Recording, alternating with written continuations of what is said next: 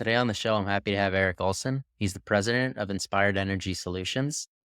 They're redefining the community energy grid with solar. We were just talking about the need to actually value yourself while growing a business.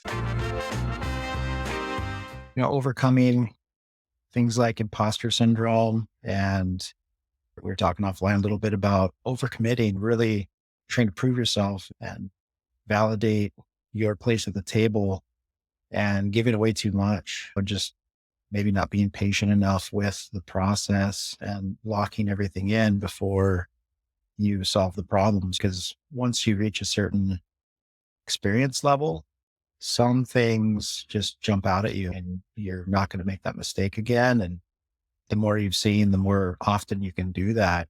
And it just becomes this almost game of, I'm not going to show my cards, which is a small business feels risky because self-awareness and your self-confidence might push you to be like, I got to let them know I know how to fix this already. Like you're jumping to the end result rather than going through that process. So a lot of my challenges have been just expecting the exchange to be fair and people to value what you bring to the table. But if they got the answer, they're off and running and leaving you in the dust with doing the work, but not getting compensated. So that's a huge challenge for me as a small business and a small construction company.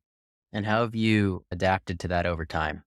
The first adaptation is contracts, just having more things written down, a lot more letters of intent, a little bit more design time, and then just pacing yourself. I think if you slow it down a little bit, things fall into line and then you can see who's leaning in on your expertise versus just trying to get the whole thing solved and engineered. And I love to build things. So I'm trying to get to the shovel ready part as quickly as possible, but you got to respect the process. So a lot of it is just, get everything written down as quickly as possible. And I know that sounds like common sense and shouldn't be said. But when you or a handshake is as good as a deal kind of person, you're thinking that you have an agreement. People are going to honor their word. And when they don't, it's a bit of a shock because you're like, oh, well, I showed up, I did my part. And the next step would be after the contracts is work on your exit strategy. What does it look like when it doesn't work out? So everybody's already agreed on, okay, we're going to part ways. And what was that worth? What was that effort that everybody put into it? And that's a hard conversation, especially for me, but you're basically putting a value on failure. What would you say are some of the biggest issues and problems we need to solve right now in your sector? In solar, Yeah. there's a bunch. Quality work, I think, is number one. It's just there's a lot of operations and maintenance where you're going around and fixing other people's work and it just wasn't installed right the first time because there's a bit of a race to the bottom right now in the industry where everybody's trying to just be the cheapest. And when you have a business model like that where you're trying to get in and get out, you're going to cut corners. There's just no way around it or you're losing money. Really setting aside budget for that quality because what you're doing is you're just punting, right? You're taking what should be a known upfront cost and you're turning it into an unknown maintenance cost. And when things are installed wrong, the equipment's the expensive part, right? So when the equipment starts failing, now you've got replacement costs and rollout costs. So it's just you injected all this inefficiency into the process. So that being said, I think residential solar is good for the individual that can take advantage of it, but it's inherently super inefficient. The cost per watt is 300 to 400% more than a commercial install. So the levelized cost of energy isn't really competitive. So you've got these huge incentives to drive down the cost to the consumer, but the end result is not ideal.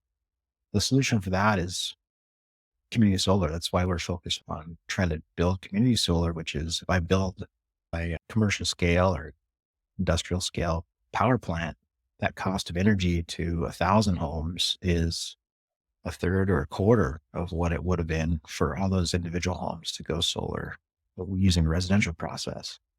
So that needs to be made more streamlined, the community solar. And so the issue we're having with community solar is this data integrity. Where did the kilowatt hour come from and where did it go? And with AI and blockchain, I think It's a really robust solution.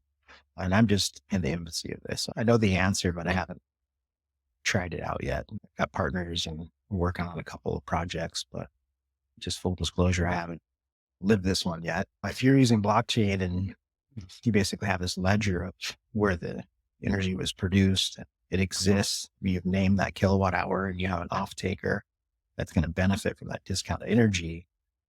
You've solved the problem, but now you are directly competing with the utility, right? Because you're basically taking over the customer and they're transmitting and maintaining the grid, but you're doing everything else.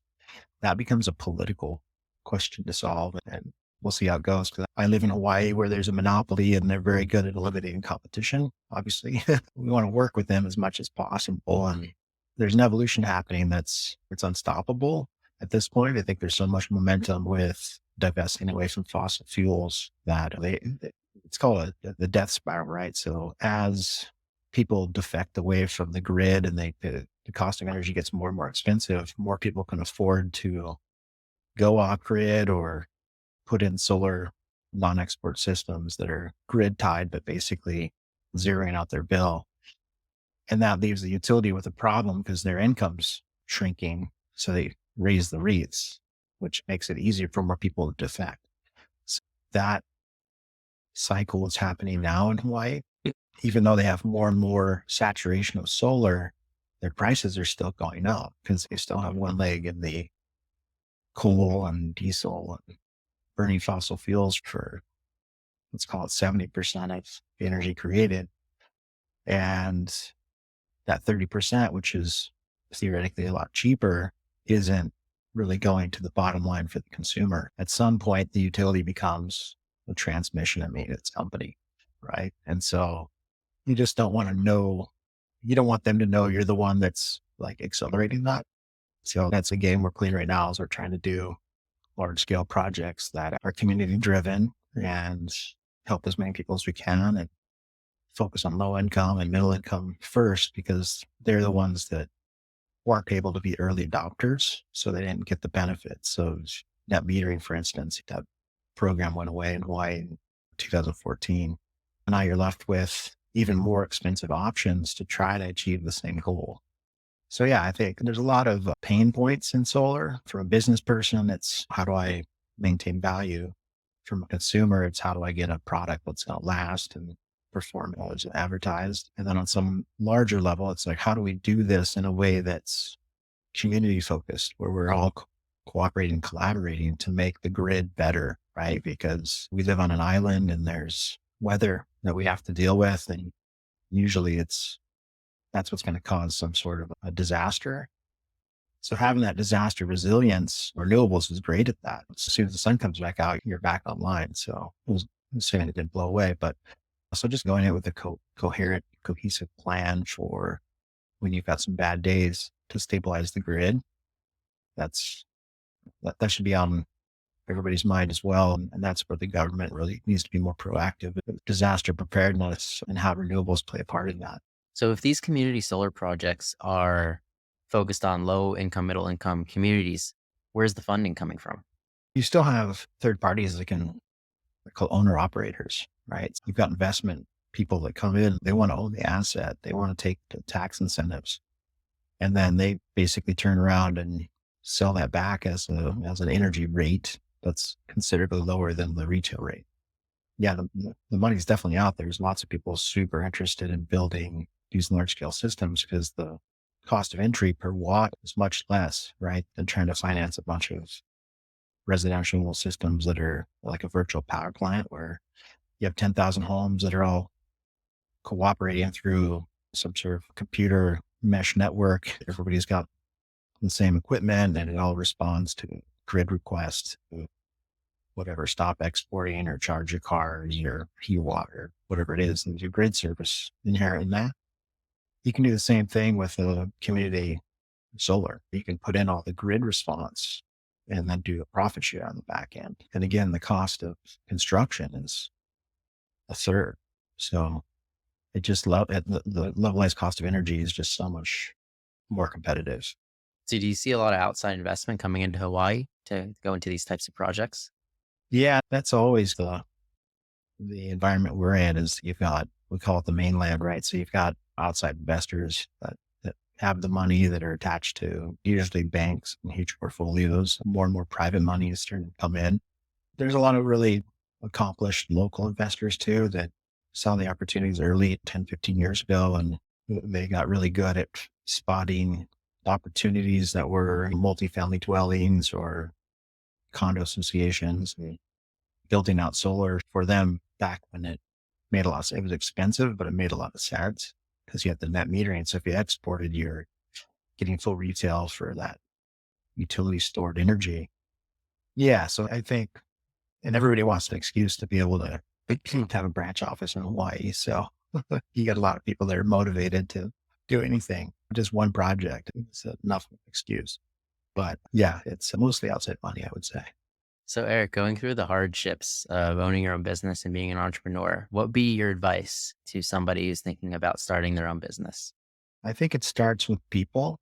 I think you've got to build out your strategic partnerships early and hammer out roles and responsibilities and just be able to pass the ball around because it's pretty easy to get overwhelmed with all of the different aspects of the business. Having that network of trusted strategic partners, or they can be employees too, but there's just so many aspects to it. I think you have to have two, probably three other companies that are involved because we've got engineering, procurement, construction, sales. So there's these different elements to it. And those all could be companies, right? And so people you trust, they've got your back, they're very competent at what they do, and then work on your systems. How does it flow? And then what does that look like from the user, the consumer's point of view? Like, what is the user experience? That's where I would start, is just get a really solid core of people that all have the same vision. Start there. So, Eric, if our listeners wanted to get in touch with you or your company, how could they do so? We're online, inspiredenergy.solutions. That's usually the best way to start. There's emails, info@inspiredenergy.solutions goes to my team, and we try to get back as quickly as possible and solve your problem. Well, thank you, Eric, for coming on the show. And thank you, everybody, for listening to another episode of Failing to Success. I'm your host, Chad Kalecki with Cosmic Web Design and Development. Make sure to press the like button, and we'll see you next time.